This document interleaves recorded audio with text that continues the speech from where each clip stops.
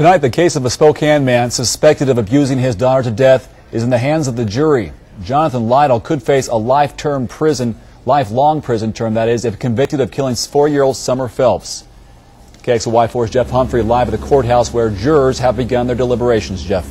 And Dave, prosecutors spent about an hour and a half today detailing the hundreds of injuries to Summer Phelps. That's because her father, Jon Lytle, is accused of homicide by abuse, and the state has to prove that Summer was victimized by a pattern of violent behavior that led to her death. Doctors and nurses who saw Summer after she died said it was the worst case of child abuse they had ever seen.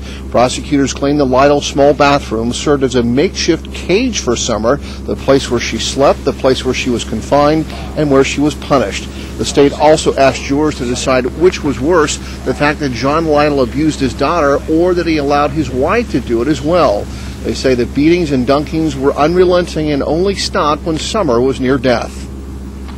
They beat her knowing that chunks of hair had been pulled out of her head. They beat her knowing she had abrasions. They beat her knowing they had water dunked her previously a number of times.